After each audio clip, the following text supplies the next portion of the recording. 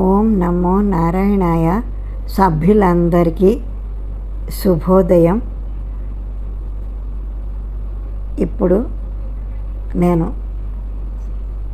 భాగవతం గురించి మీకు చెప్పాలనుకుంటున్నాను. ఈరోజు నేను భాగవతం చెప్పడం మొదలు పెడుతున్నాను.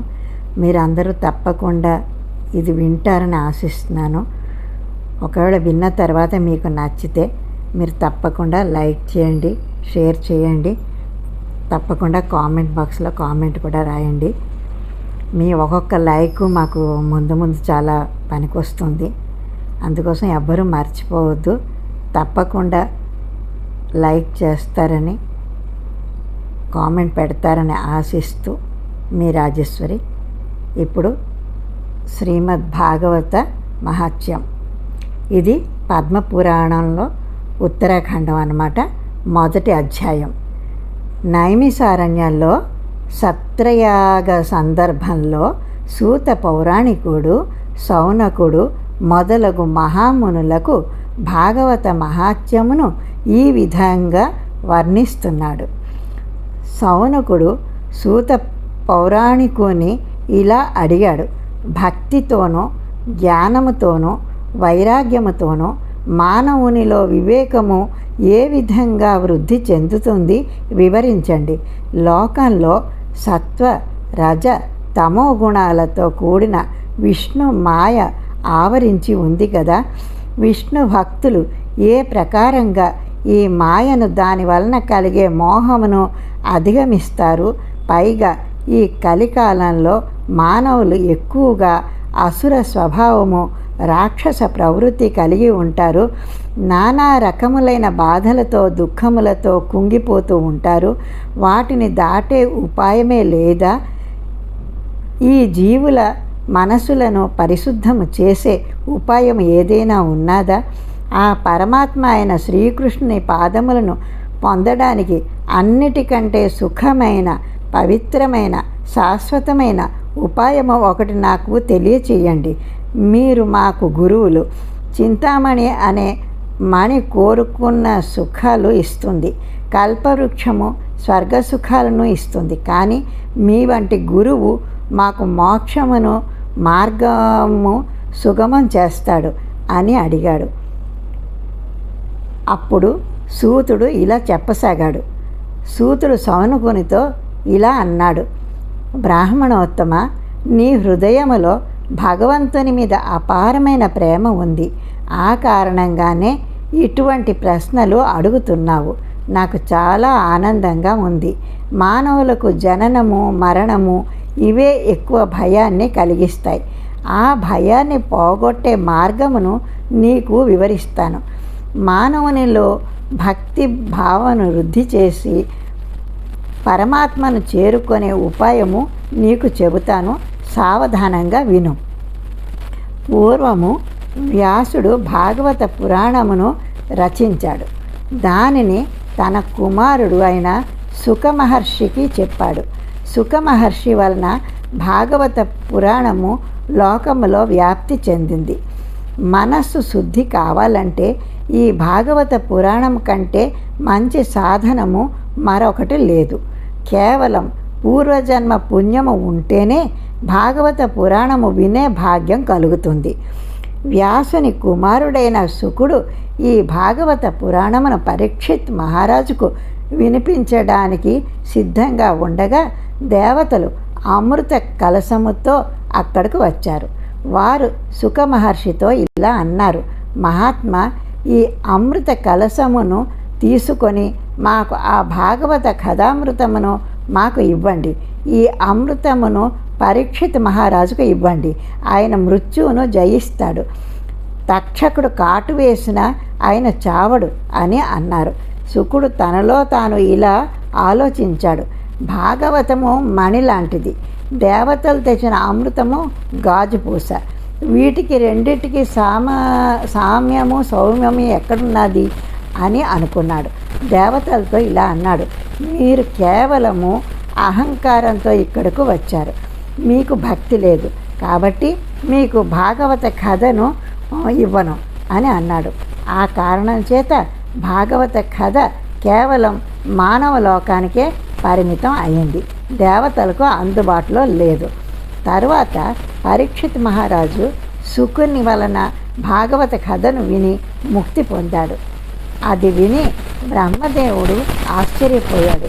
వెంటనే ఒక త్రాసును తెప్పించాడు. భాగవతమును ఒక పక్క, ఇతర మోక్ష సాధనములను ఒక పక్క వేసి తూచాడు. భాగవతము బరువుకు అది వెలవెలబోయాయి. ఇది చూచి అక్కడ ఉన్న ఋషుల అందరూ ఆశ్చర్యపోయారు. ఈ కలియుగంలో కేవలం భాగవతమును చదివినంత మాత్రమున మోక్షం వస్తుంది అని వారిలో వారు అనుకున్నారు. ఈ భాగవతమును సప్తాహముగా అంటే 7 రోజుల పాటు వింటే మోక్షం వెంటనే వస్తుంది అని నమ్మారు. పూర్వము ఈ భాగవత పురాణమును సనకుడు మొదలగు ఋషులు దేవర్షి నారదునికి చెప్పారు. అప్పటికే బ్రహ్మగారు నారదునికి భాగవత పురాణమును వినిపించాడు. కానీ సప్తాహ విధిలో సనకాదులు నారదునికి చెప్పారు అని సూతి చెప్పగా సౌనకుడు ఇలా అడిగాడు, భాగవతమ, నారదునికి సనకాదులకు ఎలా కలిసింది? వారు ఎక్కడ కలుసుకున్నారు? భాగవత పురాణమును మరలా వినాలనే కోరిక నారదునికి ఎలా కలిగింది? వివరంగా తెలియచేయండి అని అడిగాడు. అప్పుడు సూత పౌరాణికుడు ఇలా చెప్పసాగాడు. ఒకనాడు విశాల పురి అనే ప్రదేశములో 4 ఋషులు సత్సంగం చేస్తున్నారు. అప్పుడు నారద అక్కడే ఉన్నాడు. నారదుని చూచి ఆ ఋషులు ఇలా అడిగారు, నారద, నీ ముఖం ఎందుకో చింతాక్రాంతమై ఉంది. కారణం ఏమిటి? నువ్వు ఎక్కడి నుంచి వస్తున్నావు? ఎక్కడికి ఇంత త్వరగా వెళుతున్నావు? నీ ముఖం చూస్తూ ఉంటే ఎంతో ధనం పోగొట్టుకున్న వాడి మాదిరి వెలవెలబోతూ ఉంది. నీ మనస్సు బాగా వికలమైనట్టు ఉంది. నీ వంటి వాడికి ఇలా ఉండటం ఉచితం కాదు. అసలు కారణం ఏమిటో చెప్పు అని అడిగారు. అప్పుడు నారదుడు వారితో ఇలా అన్నాడు, అన్ని లోకముల కంటే భూలోకము సర్వోత్తమము అని తలంచి నేను ఇక్కడికి వచ్చాను. ఎన్నో తీర్థములను దర్శించాను.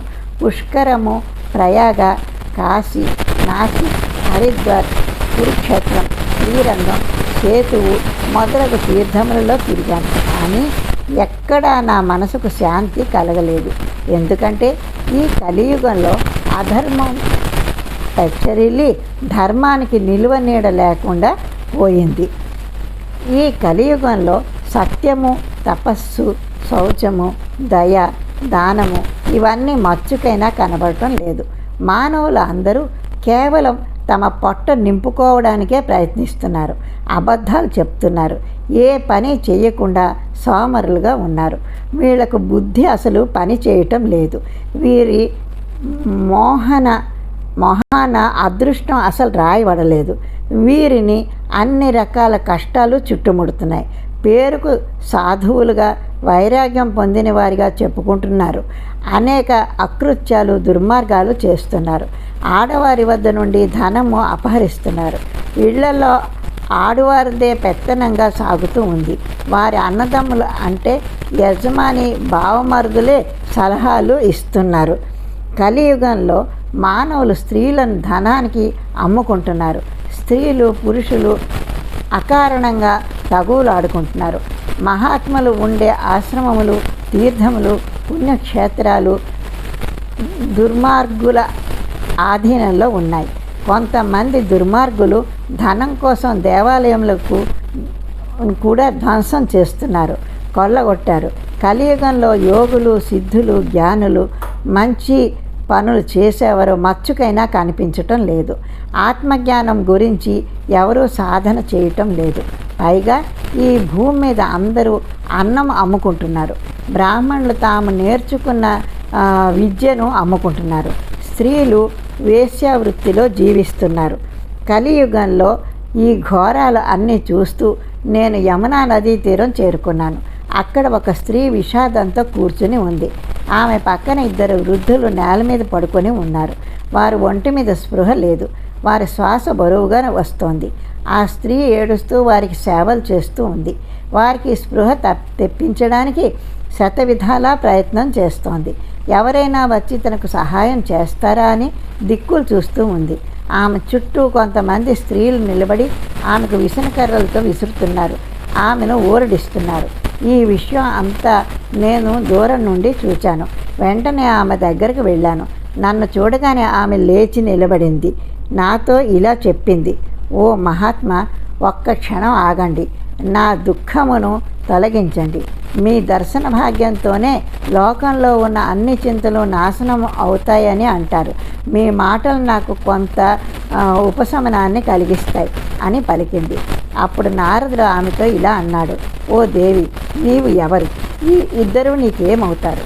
నీకు వింజామరలు వేస్తున్న ఈ స్త్రీలు ఎవరు? నీవు ఈ ప్రకారంగా దుఃఖించడానికి కారణం ఏమిటి? అన్ని వివరములుగా నాకు సవిస్తరంగా చెప్పు అని అడిగాడు. అప్పుడు ఆ స్త్రీ నారదునితో ఇలా చెప్పసాగింది: మహాత్మా, నా పేరు భక్తి. ఈ ఇరువురు వృద్ధులు నా కుమారులు. వీరి పేర్లు జ్ఞానము, వైరాగ్యము. కాలమహిమ చేత వీరికి ముసలితనం ఆవహించింది. ఈ స్త్రీలు గంగా, యమున మొదలగు పుణ్య నదులు. నన్ను సేవించడానికి వచ్చారు. నాకు సుఖము, శాంతి కరువయ్యాయి. నా గురించి చెప్తాను వినండి. నా కథ మీ అందరికీ తెలిసిందే, కానీ మీరు వింటే నాకు మనశ్శాంతిగా ఉంటుంది. నేను ద్రావిడ దేశంలో పుట్టాను. కర్ణాటకలో పెరిగాను. అన్ని ప్రదేశములలో గౌరవింపబడ్డాను. నాకు వృద్ధాప్యం వచ్చింది. ఇంతలో కలియుగం ప్రవేశించింది. ఈ కలియుగంలో దుర్మార్గులు నన్ను చిన్నాభిన్నం చేశారు. నా కుమారులు నేను ఏమాత్రం బలం లేని వాళ్ళం అయ్యాము. శ్రీకృష్ణుడు సంచరించిన ఈ బృందావనంలో ప్రవేశించిన తర్వాత నాకు మరల జవసత్వాలు వచ్చాయి. కానీ నా కుమారులు మాత్రము అలాగే ఉన్నారు. నేను ఇక్కడి నుండి మరొక ప్రదేశంకు పోవాలని అనుకుంటున్నాను.